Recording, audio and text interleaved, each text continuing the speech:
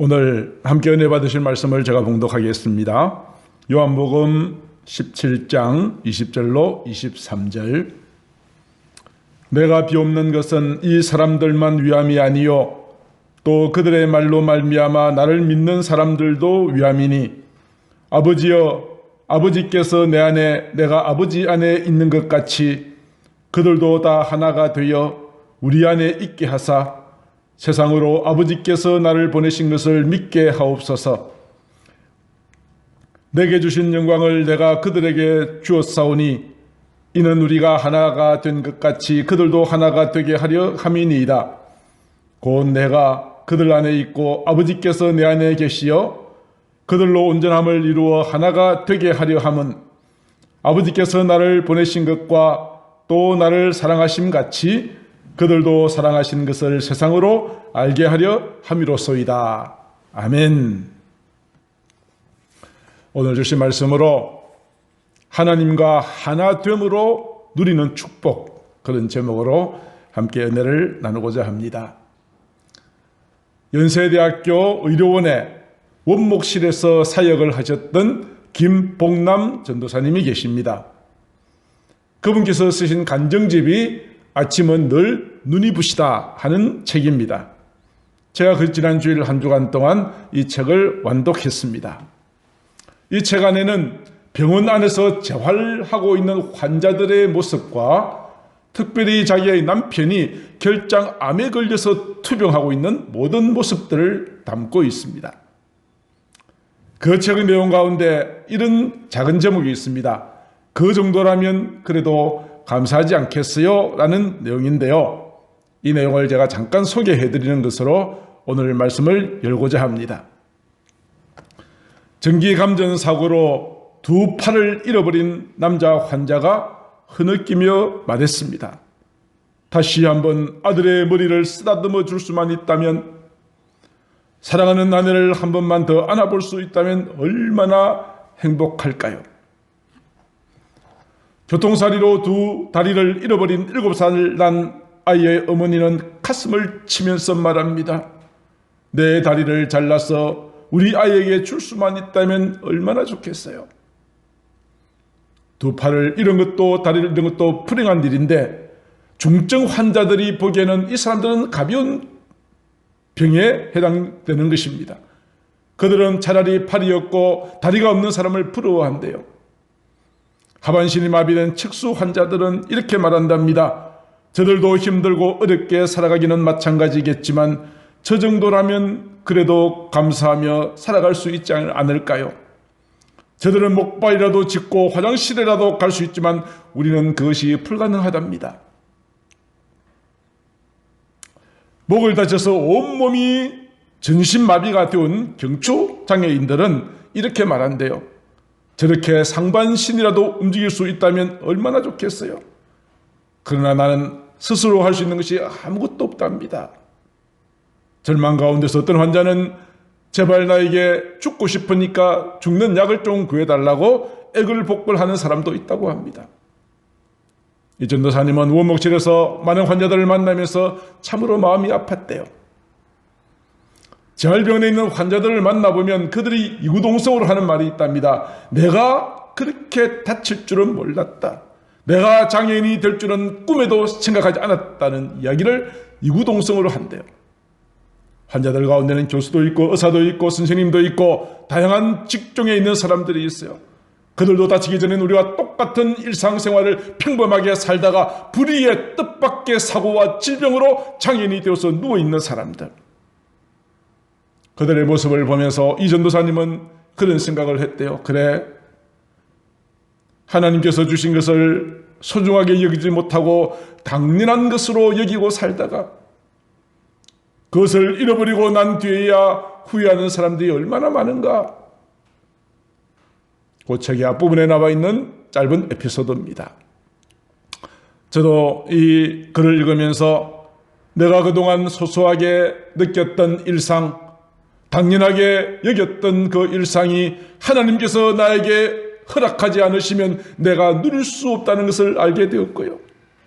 지금 내 곁에 있는 사랑하는 가족들, 사랑하는 이웃들 성도들이 나에게 얼마나 소중한 존재인가를 다시 한번 깨닫는 기회가 되었습니다. 사랑하는 성도 여러분, 오늘 말씀을 들으시고 나에게 베푸르신 하나님의 은혜를 헤아려 하나님 앞에 늘 기쁨과 감사의 자사로 주께 나아가시는 저희들이 되어지기를 주님의 이름으로 축복합니다. 오늘 읽었던 요한복음 17장은 예수님의 대제사장의 기도, 이렇게 이름이 붙여집니다. 예수님께서 십자가에 못 박혀 죽으시기 전에 마지막으로 겟세마네 동산에 올라가시어 온몸의 진액을 다 짜내시고 마지막으로 기도하셨던 바로 기도문이 요한복음 17장 내용입니다. 예수님의 그 기도 속에는 이런 말씀이 들어있습니다. 11절에 내가 아버지 안에 있고 아버지께서 내 안에 계신다. 그래서 아버지와 나는 서로 하나라고 그렇게 이야기를 하고 있습니다. 22절에도 그렇게 말합니다. 주께서 내게 주신 영광을 내가 그들에게 주었사오니 우리가 하나가 된 것 같이. 예수님은 하나님과 늘 하나가 되어서 하나님과 더불어서 이렇게 그의 모든 사역을 감당하셨습니다. 예수님은 언제부터 하나님과 하나가 되었다고 성경은 기록하고 있습니까? 요한복음 1장 1절 태초에 말씀이 계시니라. 태초부터 말씀이 계셨는데 이 말씀은 하나님과 함께 계셨고 이 말씀은 하나님이신데 이 말씀이 육신이 되어 이 땅에 오신 분이 예수 그리스도라고 그랬습니다. 예수님은 태초 때부터 하나님과 함께 계셨던 분이십니다. 그래서 말씀이 육신이 되어 우리 가운데 거하시니 아버지의 독생자의 영광이요 은혜와 진리가 충만하였다라고 말하고 있습니다. 말씀이 육신이 되어 이 땅에 오신 예수님, 이 땅에 오셔서 그 예수님께서는 철저하게 하나님께서 자기에게 명하신 그 일을 충성스럽게 감당했습니다. 오늘 기도문 가운데서도 4절에 보니까 아버지께서 내게 하라고 주신 일을 내가 다 이루어 아버지를 영화롭게 하였다라고 기도하고 계십니다. 예수님께서는 이 땅에 오셔서 자기 뜻대로 사신 것이 아니라 하나님께서 하라고 주신 모든 사명을 감당하는 삶을 살았습니다. 주님이 하신 일은 무엇이었습니까? 이 땅에 오셔서 부귀영화 누리고 그렇게 하시지 않으셨습니다. 가난한 자들, 병든 자들, 고아와 과부들의 친구가 되어주셨고 예수님의 생애를 마태복음 4장 23절은 이렇게 세 가지로 요약을 하고 있습니다. 첫 번째로는 회당에서 가르치셨습니다. 예수님의 12제자를 가르치셨고 또 수많은 무리들을 가르치시는 사역을 하였습니다. 두 번째로는 천국복음을 전파했습니다. 전도했습니다. 이곳 저곳 다니면서 말씀을 듣지 못하여 어두운 가운데 있는 자들에게 천국복음을 전하는 일을 주님께서 하셨습니다. 그리고 백성 중에 모든 병과 약한 자들을 고쳐주시는 사역을 감당하셨습니다. 이 모든 사역을 하시고 예수님의 마지막 사역이 무엇입니까? 아버지께서 예수님을 땅에 보내신 목적이 무엇입니까? 예수님이 태어나실 때 천사를 통해서 이렇게 말씀하셨죠. 그 이름을 예수라 하라. 이는 자기 백성을 저들의 죄에서 구원할 자이심이니라. 죄에 빠져 죽을 수밖에 없는 그 인생들을 하나님께서는 사랑하셨습니다. 하나님이 세상을 이처럼 사랑했습니다. 죄로 인하여 죽을 수밖에 없는 그 사람들을 이렇게 사랑하여 주셔서 그 사랑은 어떻게 표현되어졌습니까? 하나밖에 없는 아들 독생자 예수 그리스도를 이 땅에 보내주셔서 우리가 져야 할 모든 죄와 저주와 모든 죽음을 십자가에 짊어지고 거기서 죽어주심으로 우리의 모든 죄가 용서함을 받고 누구든지 그를 믿으면 멸망하지 않고 영생을 얻는 길을 열어주시기 위해서 예수님의 모든 사역 가운데 마지막 그 무겁고 무시무시한 십자가를 지는 사역을 감당해 나가셨던 것입니다. 이 모든 사역은 예수님이 하나님과 하나 되어졌을 때 가능한 일이었습니다. 예수님은 하나님의 아들이셨지만 늘 기도하시면서 시작하셨습니다. 새벽에 기도하셨고 밤이 맞도록 기도하셨고 홀로 기도하셨고 하나님의 아들이신 우리 주님이시라도 기도로 하나님과 하나 되어 그 모든 사역을 성공적으로 완수할 수 있었던 것입니다. 예수님께서 아버지와 내가 하나 되었다라고 고백하고 난 다음에 이어서 하는 기도가 무엇입니까? 우리도 하나가 되게 해달라는 기도입니다. 이 기도는 제자들만을 위한 기도는 아니었습니다. 오늘 20절은 말합니다. 내가 비옵는 것은 이 사람은 12제자를 말합니다. 이 사람들만 위한 것이 아니라 그들의 말을 듣고 나를 믿는 모든 사람을 위하여 이 기도를 드리고 있다고 이야기하고 있습니다. 바로 오늘 저와 여러분들입니다.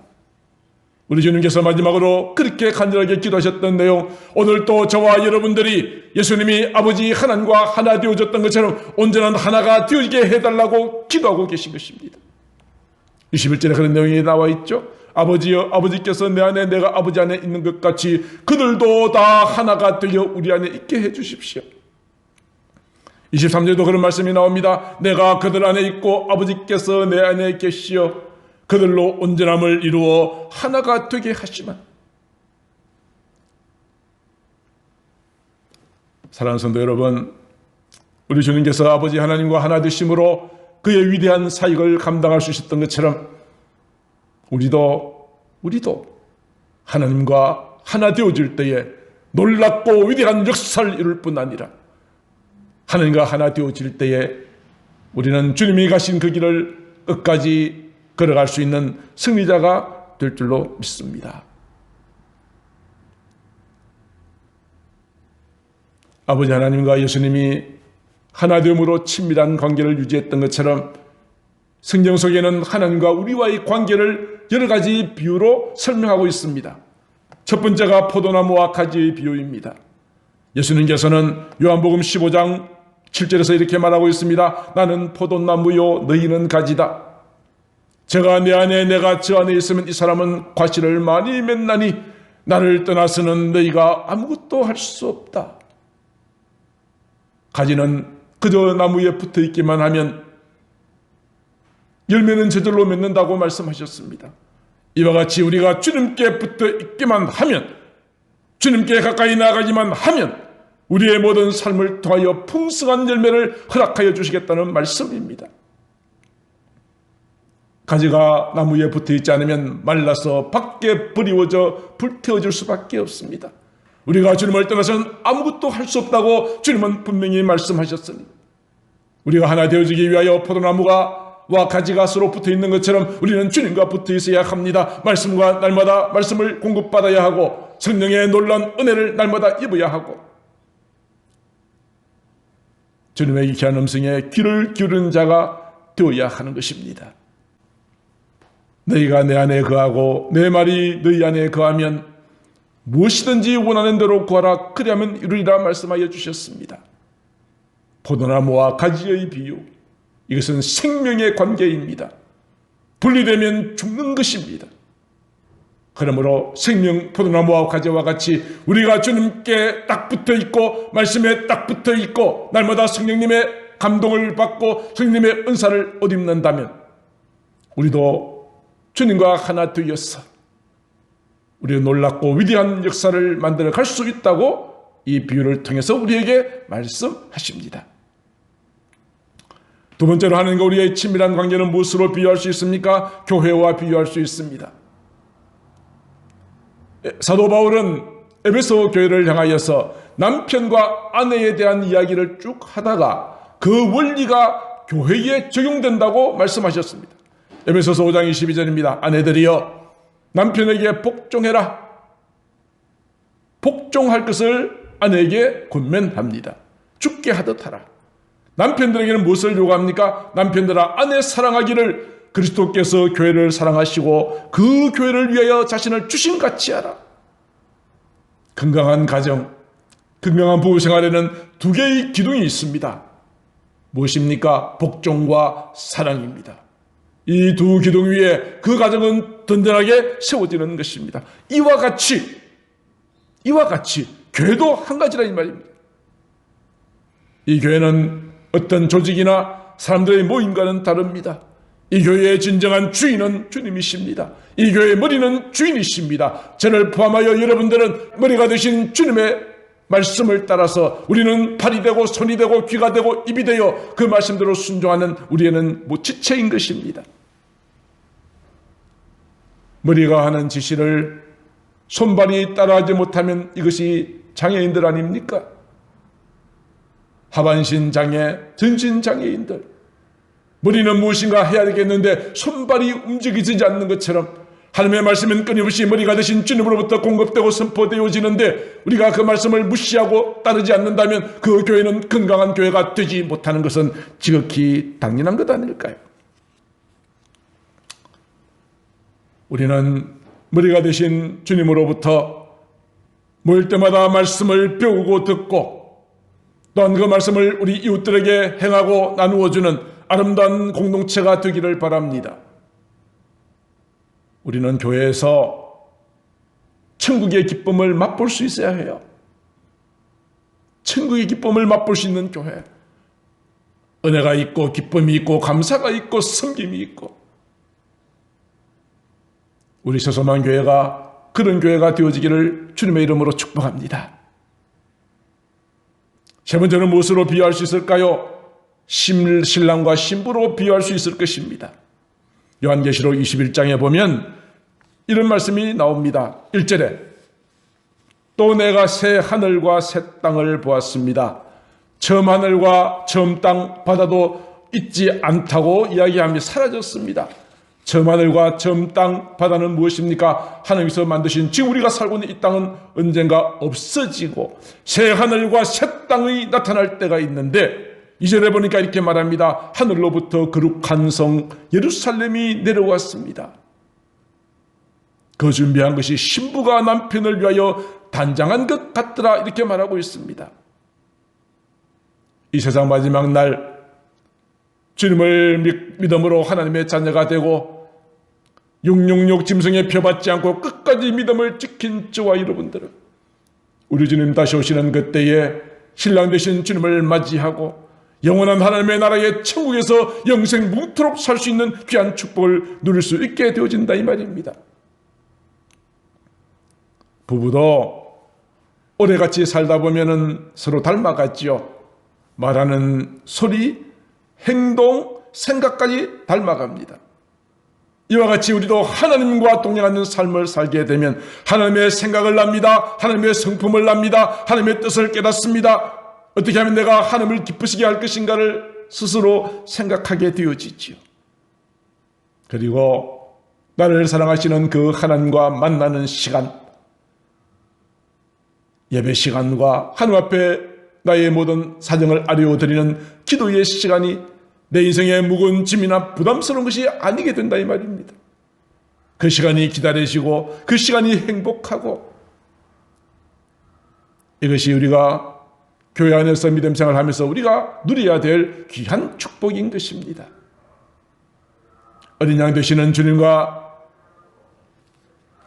결혼한 신부의 삶에는 늘 하나님의 거룩한 나라를 향한 간절함이 있습니다. 시편 84편 1절 2절 만군의 여호와여 주의 장막이 어찌 그리 사랑스러운지요 내 영혼이 여호와의 궁정을 사모하여 쇠약하며 내 마음과 육체가 생존하시는 하나님께 부르짖나이다.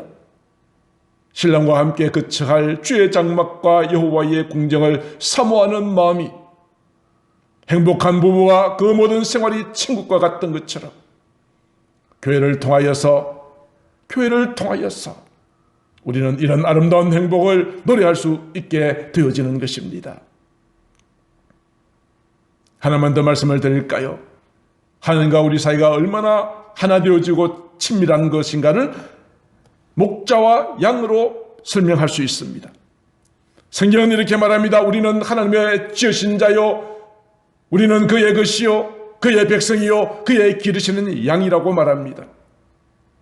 우리는 양이요 우리 주님은 목자가 되십니다. 그 목자는 어떤 목자입니까? 항상 양들을 푸른 초장과 쉴만한 물가로 인도하여 배불리 먹게 만들고 갈 길을 인도하여 주고 보호하여 주고 사자나 이리가 나타나서 위험에 처하게 되어진다면 그 목자는 어떻게 합니까? 나는 선한 목자다. 선한 목자는 양들을 위하여 목숨을 버린다. 그렇게 말씀합니다. 양을 위해서 목숨이라도 버릴 수 있는 이 사랑이 풍성하신 선한 목자가 계시는 그분을 모시고 그분의 음성을 따라가는 양들의 행복. 이것을 무엇으로 표현할 수 있겠습니까? 목자는 양들의 이름을 납니다. 100마리 양 가운데 한 마리 양만 잃어버려도 그 양을 찾기까지 포기하지 않는 그런 것이 목자입니다. 우리는 양이요, 하나님은 나를 인도하시는 선한 목자가 되십니다. 나의 안고 일어섬을 나시고 나의 연약함을 나시고 내게 필요한 것이 무엇인지 우리 목자가 되시는 주님께서는 때를 따라 부족함이 없도록 공급하여 주십니다. 이 사실을 알았기에 다윗은 이렇게 노래합니다. 여호와는 나의 목자이시니 내가 부족함이 없습니다. 그가 나를 푸른 초장에 누이시며 쉴 만한 물가로 인도하십니다. 내 영혼을 소생시키시고 자기 이름을 위하여 의의 길로 인도하십니다. 내가 사망의 음침한 골짜기로 다닐지라도 해를 두려워하지 않을 것은 주께서 나와 함께 하심입니다. 다윗은 왕이었으나 늘 하나님 앞에서는 미련한 한 마리의 양이라고 고백했습니다. 다윗이 가는 곳마다 선한 목자가 되신 하나님께서는 가는 곳마다 이기게 하셨습니다. 모든 대적을 막아주셨습니다. 승리케 하여 주셨습니다. 다윗의 하나님, 오늘 저와 여러분들의 하나님이 되십니다. 우리가 어디로 가든지 이기게 하십니다. 우리에게 푸른 초장과 쉴만한 물가로 인도해 주십니다. 사망의 음침한 골짜기로 다닐지라도 주의 지팡이와 막대기로 나를 안위하시고 우리에게는 모든 것이 내 잔이 넘치도록 부족함이 없이 채워주시는 선한 목자가 되십니다. 선한 목자와 양의 관계, 이것 또한 하나님과 하나 되어졌을 때 하나님께서 나를 바라보시는 관심이요 사랑인 것입니다. 하나님은 그렇습니다. 붙어있기만 하여도 내 삶에 많은 열매를 맺게 하시는 포도나무와 같고 교회의 머리가 되시고 우리의 신랑이 되시고 우리의 선한 목자가 되신 주님, 선한 목자가 되신 주님, 그분이 바로 저와 여러분들의 하나님이십니다. 그 하나님께서 바로 지금 이 시간 나와 함께 내 곁에 내 속에 들어와 계시는 이것을 하나님의 임재라고 말하죠. 임재가 있으면 그 사람은 얼마나 행복하며 큰 복이 되겠습니까? 그 하나님이 오늘 또 나와 함께 계시고 오늘 예배의 현장에 있는데 문제는 무엇인가? 내가 그것을 누리지를 못해요. 알지를 못하니까 누리지를 못해요. 지식적으로는 아는데 이것이 내 가슴 속으로 와닿지 않는 이런 부분이 있다 이 말이죠. 그래서 우리가 어떻게 하면 이것을 누릴 수 있겠는가가 오늘 마지막 결론의 말씀이 되겠습니다. 하나님 임재 연습이라고 하는 책이 기독교 베스트셀러로 많이 읽혀지고 있습니다. 이 책은 프랑스의 한 수도원의 주방에서 설거지하고 요리하는 흐드렛 일을 하는 로렌스라고 하는 형제가 이 책을 만들었습니다. 흐드렛 일을 하는 수도원 안에는 정말 수도사도 있고 정말 중요한 일을 하는 사람들도 많이 있지만 부엌에서 설거지하고 음식을 만든 이 일을 하면서도 이 로렌스는 그 남이 볼 때 하찮아 보이는 그 일 가운데 내가 하나님을 시간마다 만나는 거룩한 임재를 경험하기를 원했던 것입니다.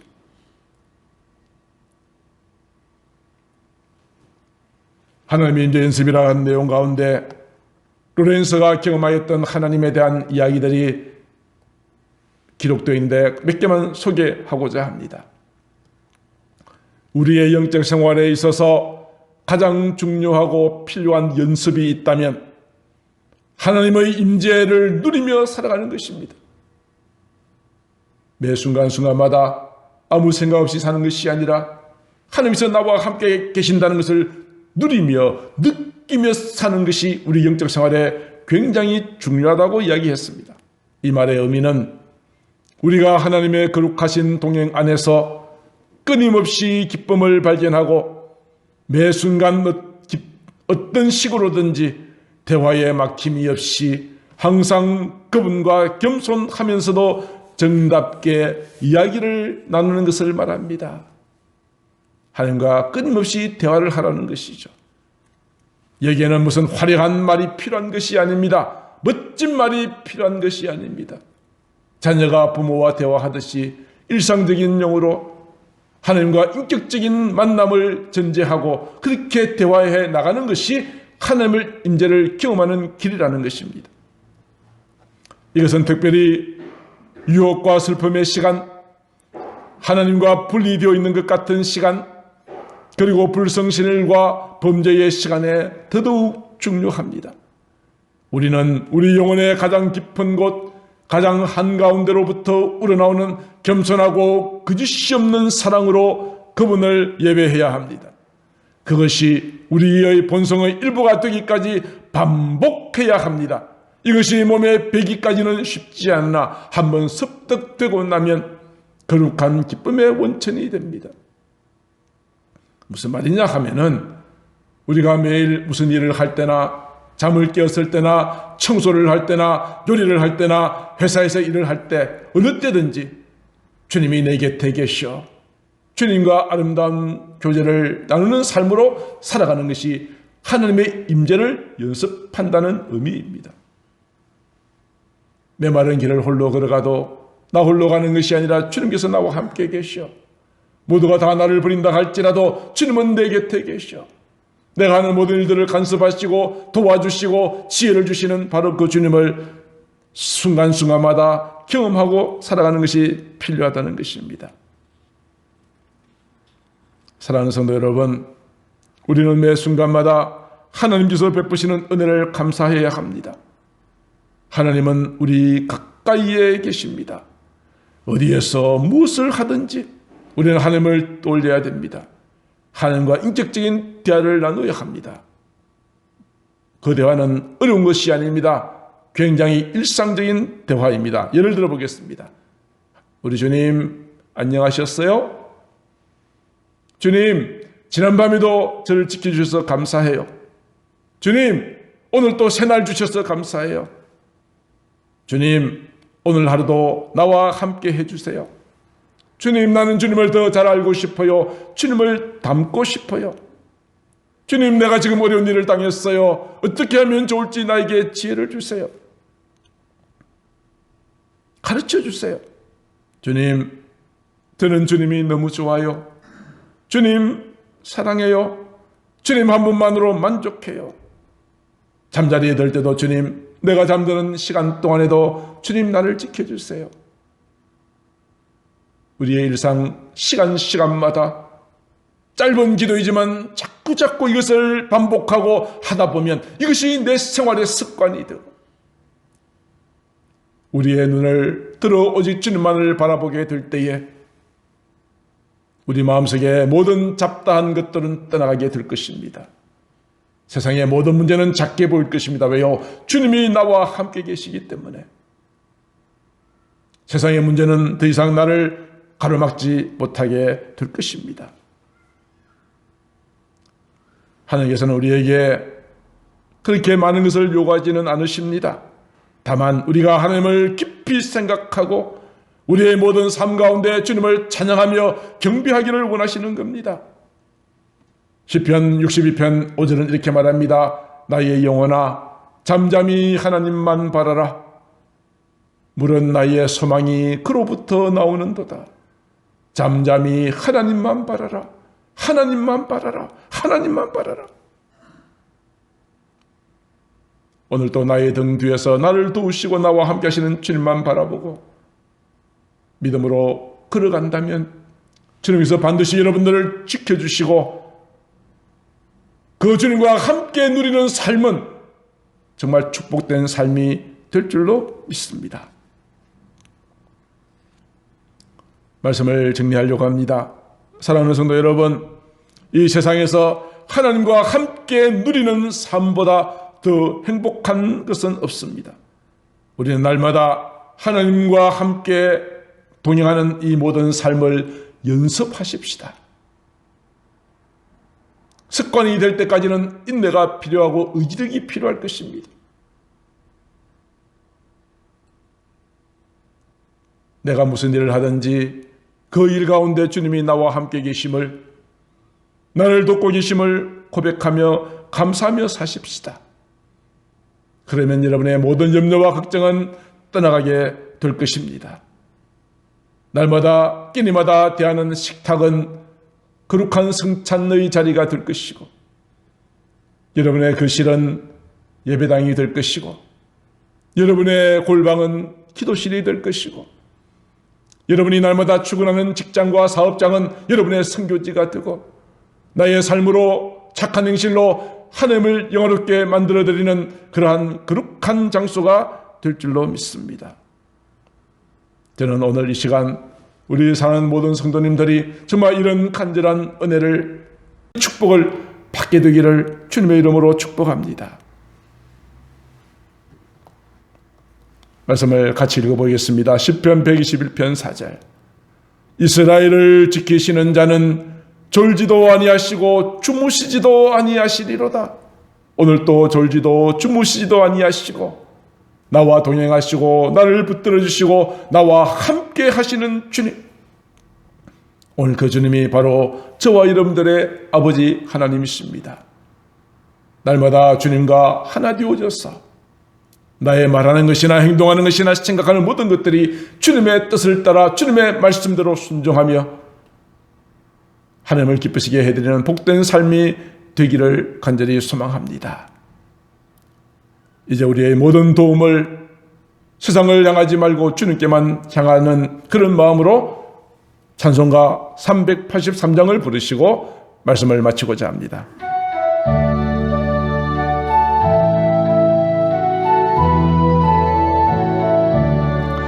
눈을 들어 산을 보니 도움 어디서 오나. 천지 지은 주 하나님 나를 도와주시네. 나의 발이 실족 않게 주가 깨어 지키며 택한 백성 항상 지켜 길이 보하시네. 도우시는 하나님이 네게 그늘 되시니 낮의 해와 밤의 달이 너를 상치 않겠네. 내게 화를 주지 않고 오늘 보하시며 너의 줄이 지금부터 영영 인도하시리. 아멘.